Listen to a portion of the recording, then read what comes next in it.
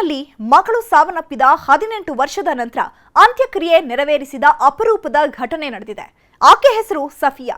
ಮನೆಯಲ್ಲಿ ಕಿತ್ತು ತಿನ್ನೋ ಬಡತನ. ಹೀಗಾಗಿ ಸಫಿಯಾಳನ್ನ ಸಿವಿಲ್ ಕಾಂಟ್ರಾಕ್ಟರ್ ಹನ್ಸಾ ಅನ್ನೋರು ತಮ್ಮ ಮನೆಯ ಕೆಲಸಕ್ಕೆ ಸೇರಿಸಿಕೊಂಡಿದ್ರು. ಇದಾದ ಕೆಲವೇ ದಿನದಲ್ಲಿ ಇದೇ ಹನ್ಸಾ ತಮ್ಮ ಕೆಲಸದ ನಿಮಿತ್ತ ಗೋವಾಗೆ ಶಿಫ್ಟ್ ಆಗ್ತಾರೆ. ಆಗ ಈ ಸಫಿಯಾಳನ್ನು ಕೂಡ ಕರ್ಕೊಂಡು ಹೋಗ್ತಾರೆ. ಅಡುಗೆ ಮಾಡುವ ಸಮಯದಲ್ಲಿ ಬಿಸಿ ಗಂಜಿ ಮೈ ಮೇಲೆ ಬಿದ್ದಿದ್ರಿಂದ ಗಂಭೀರವಾಗಿ ಗಾಯಗೊಂಡಿದ್ಲು.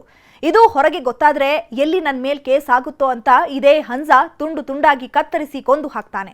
ಕೊನೆಗೆ ತಾನೇ ನಿಮ್ಮ ಮಗಳು ನಾಪತ್ತೆಯಾಗಿದ್ದಾಳೆ ಅಂತ ನಾಟಕ ಬೇರೆ ಆಡ್ತಾನೆ. 1.5 ವರ್ಷದ ನಂತರ ತನಿಖೆ ಚುರುಕುಗೊಳಿಸಿದ ಕೇರಳ ಪೊಲೀಸರು ಅಸಲಿ ಕಥೆಯನ್ನ ಹೊರಗೆಳೆದಿದ್ದಾರೆ. ಅವತ್ತಿನಿಂದ ಇಲ್ಲಿಯವರೆಗೂ ಸಫಿಯಾಳ ಅಸ್ಥಿ ಪಂಜರ ನ್ಯಾಯಾಲಯದಲ್ಲೇ ಉಳಿದಿತ್ತು. ಹೀಗಾಗಿ ಸಫಿಯಾಳ ಪೋಷಕರು ತಮಗೆ ಕಳೆಬರ ನೀಡುವಂತೆ ಅರ್ಜಿ ಸಲ್ಲಿಸಿದ್ರಿಂದ ಹೆತ್ತವರಿಗೆ ಒಪ್ಪಿಗೆಯನ್ನ ನೀಡಲಾಗಿದೆ. ಇದನ್ನೀಗ ಸಫಿಯಾ ಹೆತ್ತವರು ದಫನ್ ಮಾಡಿದ್ದಾರೆ.